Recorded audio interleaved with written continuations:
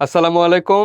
SSC ২০২৬ board পরীক্ষার্থী বন্ধুরা, আশা করি তোমরা সবাই অনেক ভালো আছো এবং তোমরা ইতিমধ্যে বাংলা ব্যাকরণের যে প্রস্তুতি সেটি কিন্তু শুরু করে দিয়েছো।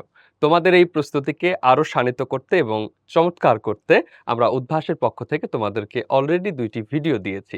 একটি হলো সাবজেক্ট অ্যানালাইসিস ভিডিও এবং আরেকটি হলো সাবজেক্ট রিভিউ ম্যারাথন ক্লাস। এই ২ টি ভিডিওর মাধ্যমে কিন্তু তোমার এই টপিকের যে সমস্যাগুলো সেগুলো অনেকটাই দূর হয়ে যাবে। বিশেষ করে সাবজেক্ট অ্যানালাইসিস এই ভিডিওটিতে আমরা কি করেছি? এখানে দেখিয়েছি এই সাবজেক্টের যে টপিকগুলো থেকে বোর্ড পরীক্ষায় বারবার প্রশ্নগুলো আসে এবং কত সংখ্যক প্রশ্ন আসে সেই অনুযায়ী আমরা টপিকের গুরুত্ব তোমাদেরকে বুঝিয়ে দিয়েছি। পাশাপাশি আমরা সাবজেক্ট রিভিউ ম্যারাথন ক্লাস এই ভিডিওতে কি করেছি? এই ভিডিওতে বেসিক্যালি প্রতিটি টপিক ধরে আলোচনা করা হয়েছে।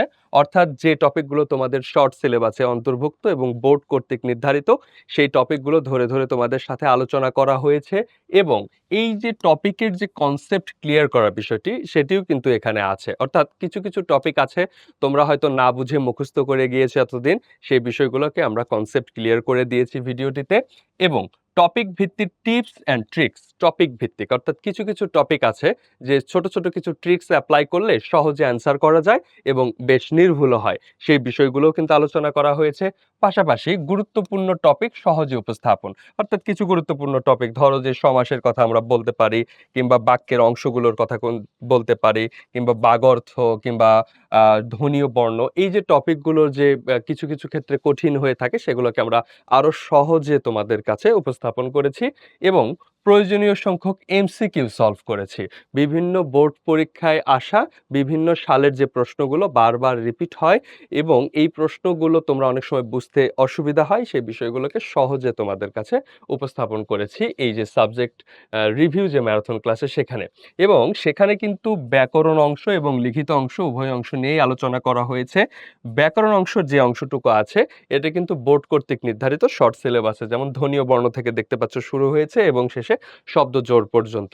প্রত্যেকটি অধ্যায় থেকে আমরা বেসিক ক্লিয়ার করে এমসিকিউ সলভ করেছি যা তোমার প্রিপারেশনকে অনেক বেশি ফাস্টার এবং অনেক বেশি সুন্দর করবে। পাশাপাশি লিখিত অংশে আমরা কি করেছি? তোমরা লিখিত বেশ কম লিখো। কেন বলি? কারণ তোমরা যখনই পড়ো ব্যাকরণ অংশের নিয়মগুলো পড়ো কিংবা উদাহরণগুলো পড়ো কিন্তু লিখতে চাও না। বিশেষ করে তোমরা বলতে পারো না যে আমরা অনুচ্ছেদ অনেকবার লিখেছি কিংবা সারাংশ সারমর্ম অনেকবার লিখেছি। তোমরা লিখো কম কিন্তু পড়ো বেশি। সো সে জায়গায় লিখার যে বিষয়টি অর্থাৎ আমরা সময়ের মধ্যে কিভাবে লেখাটি শেষ করতে পারবো, বিশেষ করে অনুচ্ছেদ কিভাবে লিখতে হয়, সারাংশ সারমর্ম কত শব্দ লিখতে হবে বা কত বাক্যের মধ্যে শেষ করতে হবে, ভাব সম্প্রসারণের দিকটি কত সময়ের মধ্যে কত গোছানো ওয়েতে আমরা লিখবো। পাশাপাশি চিঠিপত্রের যে নিয়ম আছে অর্থাৎ তারিখ কোন পাশে থাকবে, ইতি কোন পাশে থাকবে কিংবা প্রাতিষ্ঠানিক পত্রের ক্ষেত্রে কেমন হবে, ব্যক্তিগত পত্রের ক্ষেত্রে কেমন হবে এই বিষয়গুলো কিন্তু আলোচনা করা হয়েছে।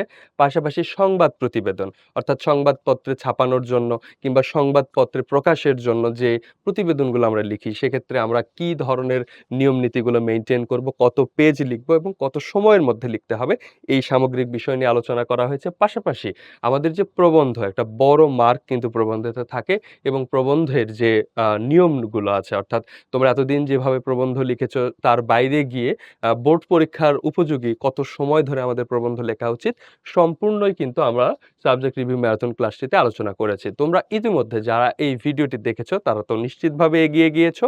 যারা দেখো নাই তারা কিন্তু দেখতে পারো আমাদের উদ্ভাসের যে ফেসবুক পেজ সেই ফেসবুক পেজে অথবা আমাদের যে ইউটিউব চ্যানেল আছে সেই ইউটিউব চ্যানেলে। তাছাড়াও এই ভিডিওর কমেন্ট সেকশনে কিন্তু আমরা ভিডিওগুলোর লিংক দিয়ে দিব। তোমরা যারা দেখেছো তারা তো এগিয়ে গিয়েছো, যারা দেখোনি তারা কিন্তু আরেকবার দেখে নিতে পারো।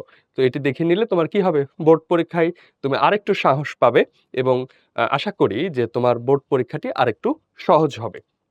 এবং আরো কিছু কথা বলে রাখতে চাই, তোমরা বোর্ড পরীক্ষা নিয়ে অনেক সময় স্ট্রেস ফিল করো যে কি হবে না হবে এরকম একটা ভয় থাকে। পাশাপাশি তোমরা তোমাদের অনেকের ঘুম হয় না। সো পর্যাপ্ত সংখ্যক মানে ভালো সংখ্যক সময় ধরে তোমরা ঘুমাবা। আগে ঘুমিয়ে যাবে এবং সকালবেলা উঠবে, আরেকবার রিভিশন দিবে এবং দেখা যায় কি পরীক্ষার হলে অনেক সময় আ লেখা শুরু করার পরে তোমার দেখবে হাত ধরে আসে। সেক্ষেত্রে তুমি সকালে উঠে যদি অন্তত ২০ মিনিট লিখার প্র্যাকটিস করো, সেক্ষেত্রে পরীক্ষার হলে গিয়ে তোমার হাতটা কিন্তু ইজি থাকবে এবং তুমি খুব দ্রুততম সময়ের মধ্যে লিখা শেষ করতে পারবে। পাশাপাশি তোমাদের যে পরীক্ষার হলের যে ই-টিকেটস আছে অর্থাৎ একটা পরীক্ষার খাতা পাওয়ার পর যে রেজিস্ট্রেশন নাম্বার, রোল নাম্বারগুলো যেভাবে ভরাট করতে হয় সেগুলো তো সুন্দরভাবে ভরাট করবে, সুন্দর করে মার্জিন করবে এবং তোমাদের যে মানে যেভাবে প্রস্তুতি নিয়েছো সেই প্রস্তুতির উপর বিশ্বাস রেখে লেখা শুরু করবে। ইনশাআল্লাহ তোমাদের পরীক্ষা অনেক চমৎকার হবে। তো তোমাদের প্রতি আমাদের পক্ষ থেকে, উদ্ভাসের পক্ষ থেকে এটুকু বলার ছিল। তোমাদের পরীক্ষার জন্য অনেক শুভকামনা জানিয়ে এখানেই শেষ করছি। আল্লাহ হাফেজ। আসসালামু আলাইকুম।